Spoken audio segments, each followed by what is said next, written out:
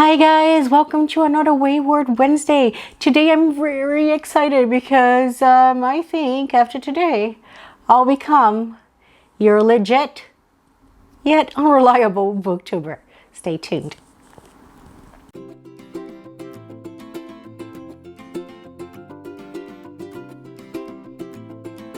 Today I'll be doing my mid-year freakout tag, which is basically a tag that, helps me critically look over all my readings so far this year. It looks like a lot of fun, and I've seen 3 booktubers do it so far for this year. That's Staijah, Jane, and Charlotte, and I'll link the channels down below. I am using the questions from Staijah's channel because she gave credit to the original poster or whomever she saw it first. So that is Paper Fury, and she has a blog that I'm also linking down below. So without much ado, let's get to it. Well, I always do, right? So I'll try to be super fast, so I won't go into a lot of depth into the book, because otherwise you're gonna be here with me for like a long time again, and I'm sure you don't want that. Most of the books that I've read so far, I have posted on my blog, my review, so you can check it there. And I'm sorry, if you're interested in hearing more about any of the books that I'll go over, just drop a comment, let me know, and I can make a dedicated video to those. So now for real, without any more ado, the first question is, I'm looking here at my handy dandy questions because I think I would look like even more legit if I was like reading, right? Legit. How much have you read so far in 2021? Everybody knows I've come out of like a big slump, like 10 years, in which I only read Agatha Christie books and books about Agatha Christie. And it's mainly because I felt like I've always been a one-sitting kind of gal. So I figured, since I've become a mother, that, if I can read one sitting, I don't think I can remember a book. Lo and behold, audiobooks, ebooks, and reading more than one book at once changed my life. So for this, I think is just my preface to say that I apologize that so far this year, I have read 157 books. I know it's a lot, but I feel like books give me pleasure and I have a lot to catch up on. 2, what have you been reading? So I usually read one physical book, one audiobook, and one ebook at the same time, because when I'm doing like running errands or walking and doing things like that, I'll put the audiobook on. And at night, when I want the light shut, I'll be reading my ebook until I fall asleep because it saves the page. And then whenever I have time, which doesn't come often, I will sit and enjoy a physical book. So I like to have 3 books on the go. So the ebook that I'm working on right now, and hopefully I'll be done with it today, Tuesday, is The Nighthawks by Ellie Griffiths. It comes out today and is Ruth Galloway, the latest Ruth Galloway book in the series. She's a archaeologist, and she helps the local detectives of North Norfolk. In this one, a couple of metal detectorists are out and about on the shore looking for a treasure, and lo and behold, what do they find? Yes, a body. And at first glance, they think this body is an asylum seeker, but it turns out it was actually a local boy, and the rest is the book. Next, I'm working on audiobook and also ebook. I'm trying to do that thing when you read and listen at the same time if I can, but I'm listening to The Broken Girl by Simone St. James, and it's basically dual timeline book about loss and murder. For the physical book, I literally have just finished The Lying Game by Ruth Ware. That broke my heart because I was saving the book until the next Ruth Ware had been announced. But now I have officially read all of her books. So for me, it's either reread or going to withdraw, and I haven't decided what I'll do yet. But in The Lying Game, we follow 4 friends who went to high school and a private school together. They used to play this line game, which is a game they were rewarded points for each successful lie they would tell, and they had all these rules. But then something happens. We don't know what happened quite yet, but it led to their expulsion from the private school. They haven't really talked to each other for 17 years, but they remained emotionally close.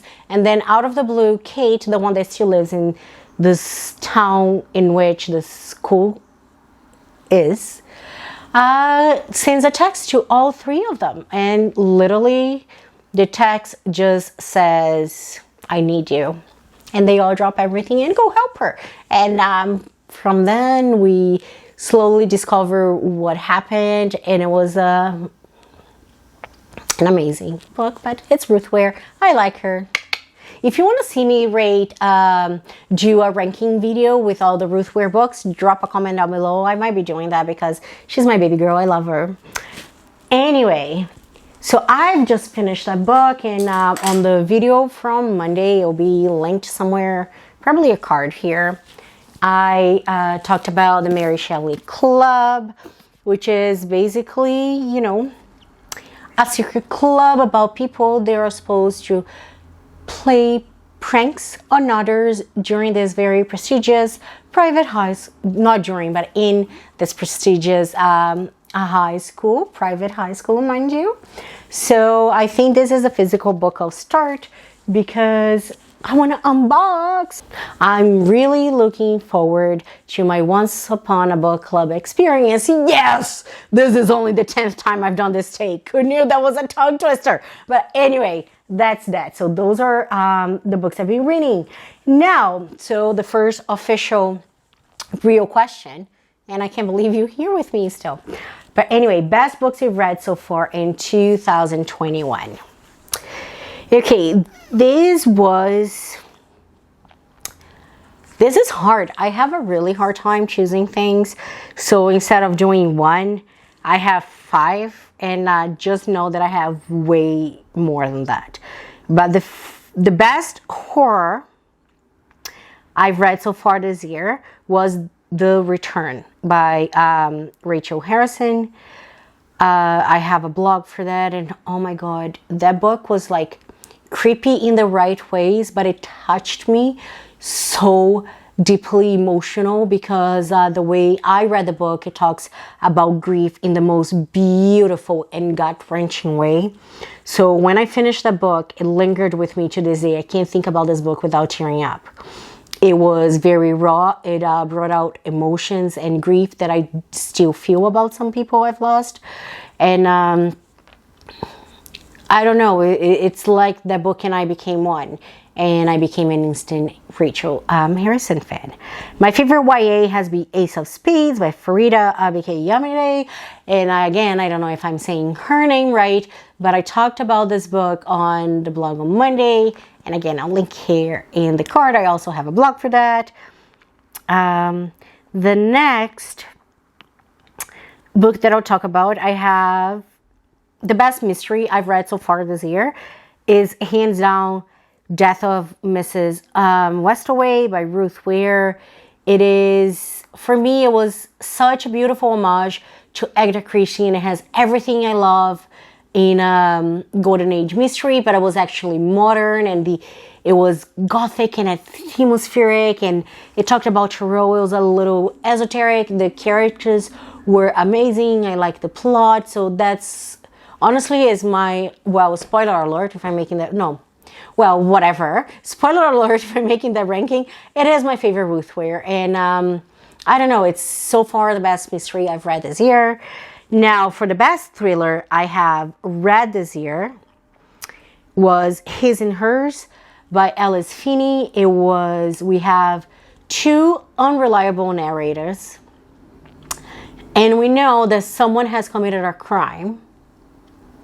We know it can be one of the 2. But is it though? Because so we have these 2 narrators, and also there's a 3rd narrator that is not identified by gender or anything. and you don't know. It sounds like it can be one of those two.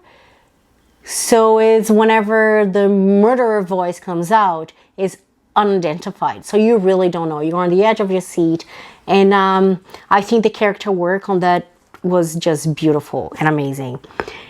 Now, my fifth one, and sorry, is a 2021 thriller book, and for that I chose Survive the Night by Riley Sager. It's my favorite Sager so far, and I've read some reviews. I know some people don't like it, but for me it was a tongue-in-cheek and a homage to movie theater. It gave me all the right movie vibes, all the right 90s vibe. It's a book that doesn't take itself too seriously, and in my opinion, it just intentionally threw trope after trope after trope after you, and then there was a twist at the end that just made everything make more sense, and it was amazing. And I know it isn't a popular opinion, but I really think that Sager does women really well, and I don't mind the tropes in the book. For me, that's what made the experience, and I believe it was intentional.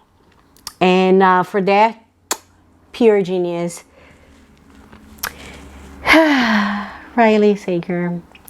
I don't know. I can't put my finger on, I don't know. I totally drank the Survive the Night Kool-Aid, and I hope I'm not the only one that loves it. So, question number 4. Best sequel you've read so far in 2021.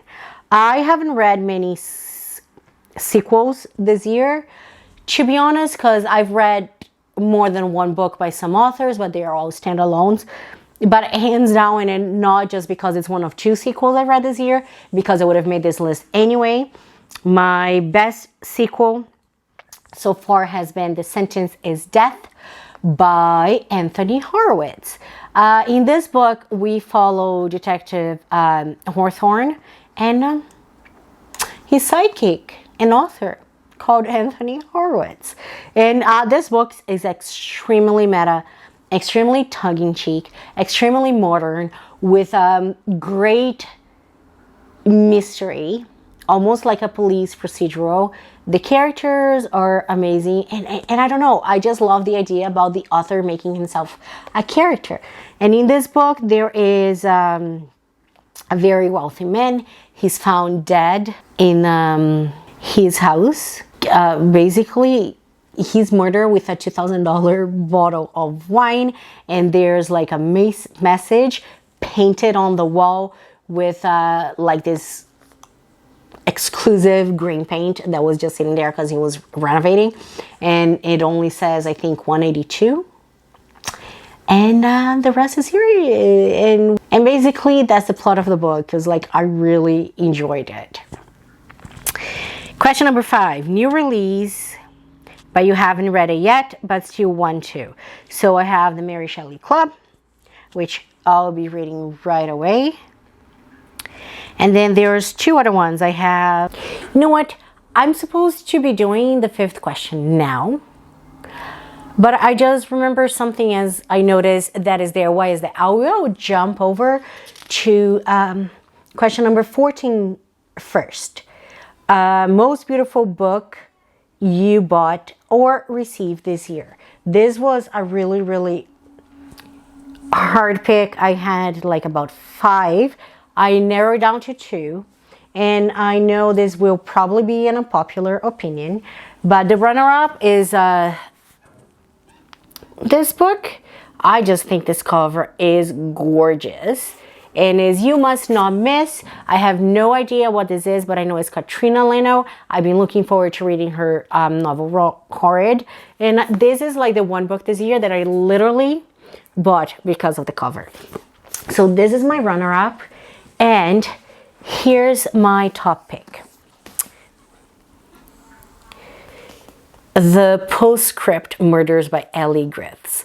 I don't know if you guys can see it. I actually bought the UK edition because it's just gorgeous. I love this red. I love the simple flower.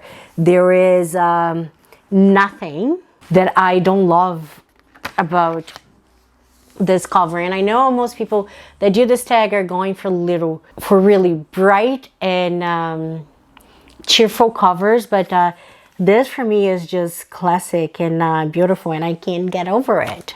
So in the postscripts murder, we see D.I. Core investigating the murder of Peggy, and the accounts of Peggy's murder are told by her carer, Natalka. I hope I'm saying that name right.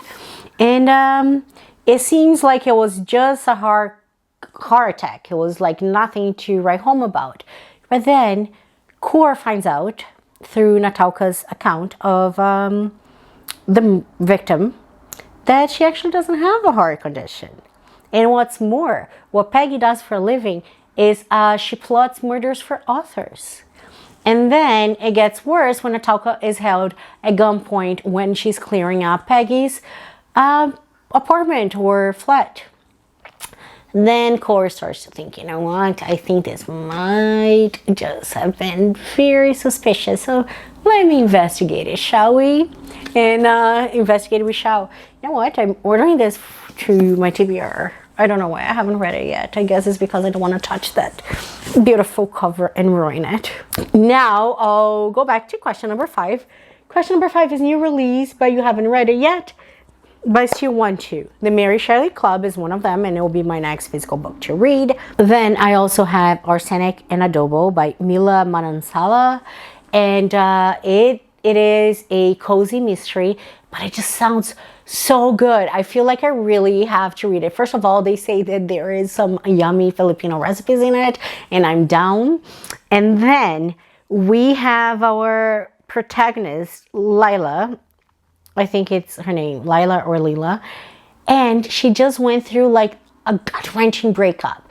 She's done with life, and she decides to move back home, fresh start. And in there, she finds more trouble because she moves in with her aunties who are trying to matchmake her because, you know, God forbid the woman is single. But not only that, the restaurant is a trouble because the owner really wants to sell the property and he's looking for an excuse to evict them. Matters get a bit worse when a food critic that doesn't really give them the best review is found murdered. Then there's a little cherry on top, okay? The police is only looking at Lila as a viable suspect. Okay, so what does she do now? Of course, she joins hands with, you know, her very smart dog, her best friend, and her nosy aunties, and go ahead and try to clear her name and solve this mystery. I think, no pun intended, this is going to be like a delightful and delicious read. Can't wait for that. And finally, I'm looking forward to reading YA mystery novel by C.L. Taylor called The Island. It is, you guys, I hope you know by now that closed circuit is like my favorite trope ever. And in this, we have 6 teenagers who go on an island. Lo and behold, it's supposed to be the 7 best days of their lives. They isolate us like, party, parents not allowed. And then what happens? Their tour guide dies. Is that all? No. Of course not. They are in a freaking isolated islands. Nobody's going to come for them for 7 days. And it has to get worse. Someone knows all of their worst fears. And one by one, they're making those fears come to life. Is anyone going to survive those 7 days? Who knows? But I was so excited. Finally, question number 6, and I say finally, this is like halfway, but I'm trying. If I'm going too fast, I'm sorry. But the most anticipated release for the second half of this year, I couldn't just pick one, so I picked 4. In this next book is The Newcomer by Laura Elizabeth Willett. And I can't just explain, put my finger on what I'm exactly drawn to this, but you know when you have that feeling in your gut, that's going to be a 5-star read and you're going to be connected to a book. That's how I feel about The Newcomer. Not only because, you know, one of the protagonists, but unfortunately the one that dies, is called Paulina, and I have never had my name in the page, so, you know, projection much. I'm anticipating it, but Paulina is this bigger than life, reckless person who lives every day like it's its own, and she's very intense. She has, I think, attempted suicides before, but all of the sudden she decides to move to the Pacific Island, and her body is found of an apparent suicide, but the police quickly finds out that it was actually murder. Was she the perfect victim? Despite of all Paulina's fault, her mom and her had this unbreakable bond, and her mom just can't let go. So she goes to this island and she tries to investigate because she really wants to know what happened to her daughter that led to her death. She will not stop fighting for justice and closure, I guess. I think this book is going to be heartbreaking, and I anticipate that I will identify not only with the victim but with her mom, because honestly there's nothing I wouldn't do for my son. He brings the best out of me, and any harm to me will bring the worst out of me. So I really relate to Judy, so I can't wait to see how it goes, and I have high hopes that this is a great mystery and the plot is tight. The next one is A Line to Kill, is the third book in the Hawthorne Horowitz series by Anthony Horowitz, and this one I think is going to be the best one yet. Not only will it be meta, because it always is, and cheeky, it is a closed circuit, guys. So Hawthorne and Horowitz are invited to go to this literary festival in an island. But as they get to the island, something happens and the island is in lockdown. And before you know it, you know what happens? Someone is murdered. And it's obvious that one of them has to be the murderer. There is no way to get out. And I will freaking love it. I'm calling it right now. It'll be a 5-star read. And this one I know for a fact, because look, I even wrote down here the cast of characters. It includes a best-selling children's author, a French poet, a TV chef turned cookbook author, a blind psychic, and a war historian. I can already see with Horowitz how he's going to develop those characters and play on the tropes. I think it will be another great read. Can't wait for it. My anticipated second half horror book is Cackle by Rachel Harrison. After reading The Return, she quickly became one of my favorite authors. I have high hopes for her. I love her character work and the way she develops things. And while The Return was very sad, just by the synopsis, I can tell that the Cackle is going to be like a comedy in all the best ways, like a scary comedy. Sign me up.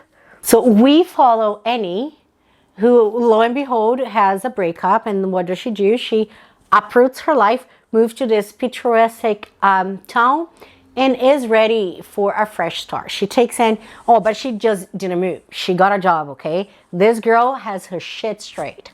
She got a job, she got a teaching position, and she moves to this beautiful town. Guess what, guys? Her apartment, mwah, to die for. Only it has a spider infestation.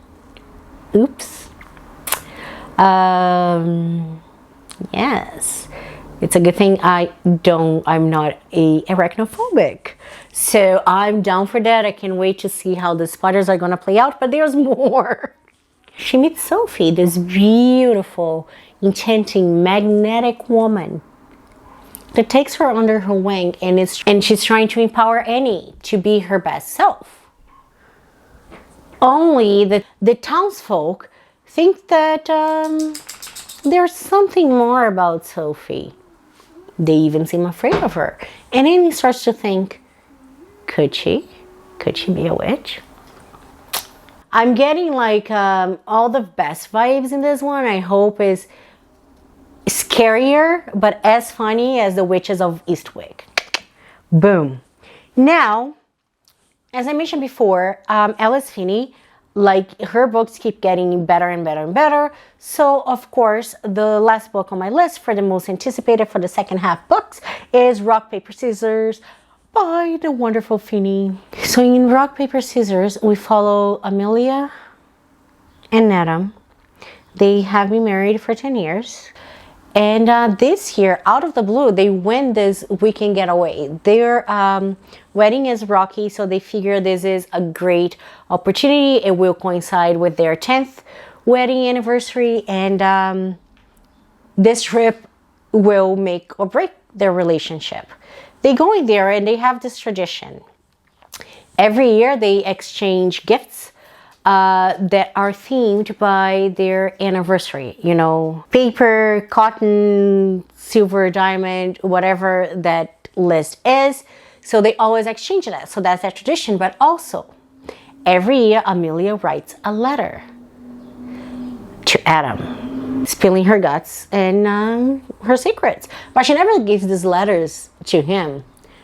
Only he gets a hold of them now. Not only that, it soon becomes clear that they didn't win this trip.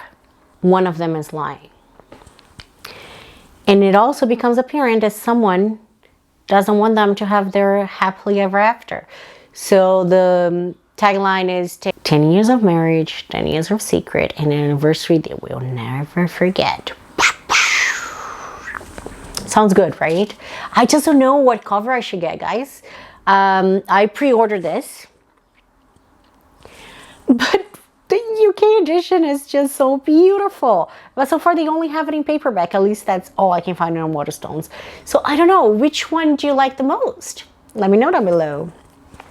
I'll go really quick through the other ones because I know you're sick of me already. So biggest disappointment of the year. I don't really like to smack talk books, but I would say that my biggest disappointment has been The Invitation by A.M. Castle. It promised me a very atmospheric lockdown on an island in this very gothic center closed circuit mystery. And what I found was just a clusterfudge of unlikable characters that didn't make sense. And something especially to do with children went out in this book in the most disgusting way. You know what? Spoiler alert, pause right now and give me like 40 seconds. Because if you haven't read this book and plan to do, I'll do this. Like what broke the book for me was not the unlikable main character and the Kool-Aid the other people were drinking, was the fact that there was a suspicion of incest, brother and sister sleeping out together. And when they found out they were brother and sister, they couldn't be fazed. And even the parents, they weren't like even disgusted or angry or things like that. It was like the most surreal thing. End of rant. So because it is my favorite trope, I had high hopes for it. So that was my biggest disappointment of the year so far. And also The Lost Apothecary. Only because I had high hopes for it. It has a dual timeline. The past was perfect. If it was just a past, the book would have been good. But I think the mark was just missed completely in the beginning, and the two parts kind of felt disjointed. I was hoping for more magic and more female empowerment, and I didn't find that. Now, biggest surprise of the year. I have 4 House of Hollow by Crystal Sutherland. It is, I picked up this book knowing I would like it, but the prose is just so beautiful. Like it tugged at my heartstrings. I still can put in words how I feel about the book. Let's put it that way. The Patient by Jasper DeWitt. I plan on doing a video highlighting this. Oh my God, that was the first horror book I've read so far that really scared me. And it was just really amazing. I know Lovecraft is a very controversial pick right now, but I read all of his books growing up, and it's the only cosmic horror I'll like. But and One Flew Over the Cuckoo's Nest is also like one of my favorite mind freak books and movies of all time. And this book is like, I swear to God, is like Lovecraft wrote One Flew Over the Cuckoo's Nest, and it's amazing. It's a great horror book. If you haven't read it, you should. Then Shiver by Ellie Reynolds. So we have this group of friends. They are living their best life and they go snowboarding everywhere. Well, not everywhere.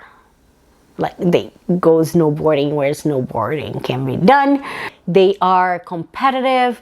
They take part in different competitions.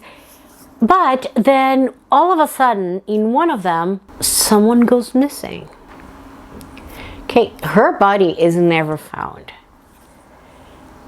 But then the remaining 5 friends are invited to go to this cabin in the Alps. Same place actually where their friend went missing. And when they get there, some things become quite apparent. First of all, there is no employee, there is no anyone, and there's no way back down because the cable car thingy is not being operated. So they have a time where they were supposed to be picked up, and that's that. Fine, right? There's like booze and drinks and they have a lot to catch up on. 10 years is a long time. No, not fine. Because all of a sudden they realize that none of them really invited the other. Okay, weird. Let's just do an ice break, shall we? There's this ice break they play, which, you know, when you can put a fact about yourself that nobody knows, and you fold that up and you put it somewhere and you randomly pick them up and you have to guess who wrote what. Yes, so they all do that. But as they start reading, it's not what they wrote. And some of them are not nice. One of them says, I slept with this person. The other says, I slept with that person. The other says, I also slept with this person. One of them says, I know what the body is. And then the last one says, I know who killed Saskia. You know it's gonna be good, right? Like, this book has some of the best things I love in a mystery. It's a book that has deep secrets. It is fast-paced. It is a close circle mystery. It takes place in the French Alps. There's unlikable characters. And yes, there are tons of secrets. Not only that, I think Ellie Reynolds did a great job woven the world of snowboarding in. I didn't feel left out anyway. It was a big surprise because she is, you know, a debut novel. And I was like, oh my God, I can't wait for her next book. Oh, the last book I have here is A Music of Murder by Kurt Newton. This is a horror anthology. And I picked up this book from an ag alley and I wasn't expecting much, but I love the story. Some of them are like 3 pages down, but they are so good. I really, really enjoyed it. And there is 2 almost novellas and shorter stories in the middle. It's almost like 2 of the craziest, most gory episodes of Criminal Minds are the bread, and then the short stories are like the best episodes of Twilight Zone and Creepshow. I don't know, I'm down for this. I looked, and as soon as it's released, I'll definitely be buying that. So new fave author, debut or new to me. So I have 5 new authors that they became insta buys for me. There's way more than that, but again, I wanted to narrow down. Alex Michaelids, Rachel Harrison, Ellie Reynolds, B.A. Paris, and Alice Finney. These last 2 ones, oh, especially B.A. Paris, it's like batshit crazy characters done right, and she keeps you on the edge of your seat. And number 10, underrated gems you've discovered. I would say that I don't know if they are necessarily underrated, but I haven't heard many people talk about them. And that's Shiver by Ellie Reynolds, House of Hollow by Crystal Sutherland, and The Sentence's Death by Anthony Horowitz. Why people are not talking more about these authors and these books, I don't understand. Ugh. Okay, rereads this year. I actually only reread 2 books. And one of them, it was like, it's technically a reread because it was back to back. As soon as I finished it, I read it again because it was that good. It was The Maidens by Alex Michaelides. Wow. Like, that book is just amazing. We have this therapist called Mariana. She lost the love of her life a year prior, and she's struggling. And her niece, Zoe, whom she raised, is in university in Cambridge. There's this Greek tragedy professor, Mr. Fosca, who has this group of women, students fawning over him, called the Maidens. All of a sudden, one of them is found dead. And it happens to be Zoe's best friend. So she's losing her bleep and calls on her aunt to come investigate because she's pretty sure her friend was murdered. And they are pretty sure Fosca is the killer. But does the police believe her? No. Sorry guys, I had to stop for a little bit because I had a phone appointment. But now I'm back. I don't know what I was talking about. I was talking about the Maidens. So Mariana and Zoe are definitely sure that Professor Fosca is the killer. Is he though? You gotta read to find out, and I'll tell you what you need to find out. So you have to read this book. Books that made you cry. So, The Return by Rachel Harrison. I mentioned that before. I sobbed like a freaking baby for days after. One by Sarah Crossan is a book told in verse by joint twins, and they have to make a very important decision for their life, and they are not on the same page. It was just beautiful and relatable. I have a video in which I go into more details. You can find it here. And the last one was The Push by Ashley Audrain. I just recently read it, and I would say, oh my god, the last 10 chapters I was just sobbing and couldn't let it go. It basically tells a story about this woman who has married, and all of a sudden she's pregnant. She has a daughter. From the moment her daughter was born, she couldn't really relate to that. You wonder about postpartum depression, but as the daughter gets older, this mother really thinks that her daughter is basically, there's something really wrong with her, like she is a psychopath. Of course, a mother should not feel like this. She feels guilty about it. She re-examines the relationship that she had with her mom and her mom with her mom before her, and is just maybe the cycles in the women in her family that goes on, and she really feels like she's as bad of a mother as her mom was, until she has another child, a boy, and the boy is everything she ever thought it should be. She loves him deeply. They have this bond, and he becomes her life. So she struggles with the way she feels about this son and that daughter, and she's still really convinced that there is something wrong with her daughter. But of course, nobody wants to hear about that. She's not part of the family anymore, and the daughter is now living with the husband and his new wife, and the story goes from there. I don't want to ruin anymore. I'm thinking about how to make a video or a review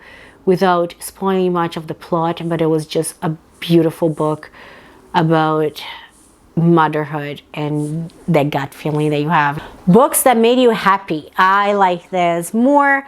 I would say the first and foremost, Death of Mrs. Westaway, all the, Easter eggs in the book and the vibe and the atmosphere and it being exactly what I love and being delivered to me. It really made me happy that I read that book. The next one, for the same reason, Survive the Night. It was like cheeky and delicious, and everything I hope it would be and more, and it had like the 90s vibe.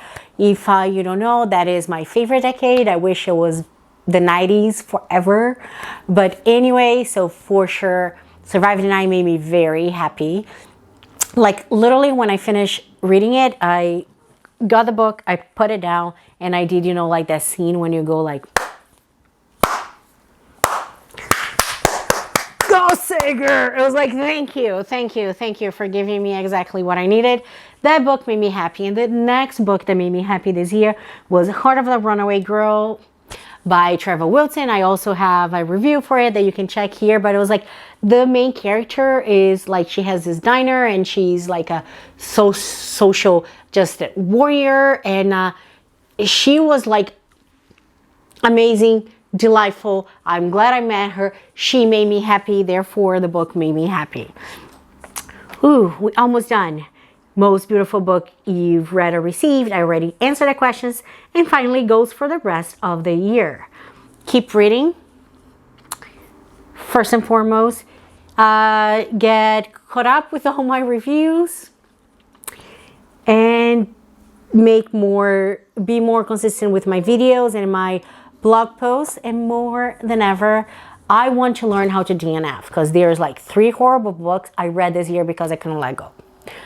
But you know what? 3 out of 157, like 157 good experiences versus 3 I forced myself to. I say I'm still winning, but if I can eliminate those and learn how to DNF, I have to channel like my favorite YouTubers and learn how to DNF.